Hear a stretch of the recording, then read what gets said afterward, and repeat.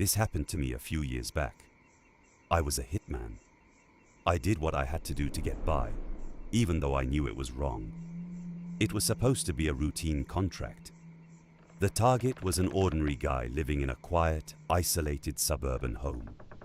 I hiked up through the dense, dark pine trees surrounding the property and set up my position on top of a jagged hill overlooking the valley, with my rifle ready in the shadows. The night air was dead silent as I dialed in the focus, zooming past the tree line right into the dimly lit living room window. Deep, ink-black shadows swallowed the space, except for one harsh, narrow beam of direct light. Inside that pool of light stood a tall, unnaturally slim shape, moving with a disturbing, disjointed slowness. The lanky silhouette shifted from behind, causing its entire outer human form to cave inward as it unraveled right before my eyes. The target literally slid completely out of his own exterior shape. The discarded shell slumped forward, left hanging perfectly flat and empty over a heavy wall hook like a hollow fabric costume. Before my brain could even process what my eyes were seeing, the building's electrical power completely failed, snapping the house lights to absolute black. I stood there on the hill, the wind howling around me, wondering what was happening.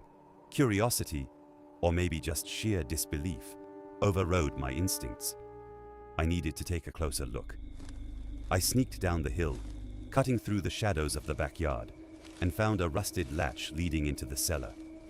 I pried it open and slipped quietly onto the steep wooden landing.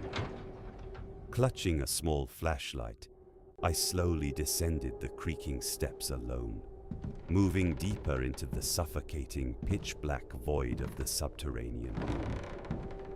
Reaching the basement floor, my light hit a metal rolling clothing rack.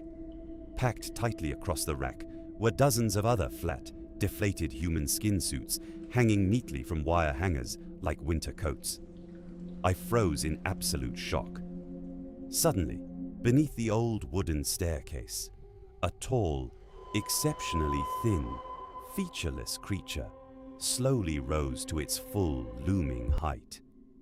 It had no face, no clothes, its elongated limbs stretching high. I panicked. I dropped my focus from the rack and bolted forward, sprinting wildly past the towering entity and running straight back up the wooden cellar stairs into the open night. I never stopped running.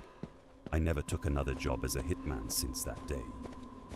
Now, I just sit alone in my apartment, wondering what else is out there walking around in a shell.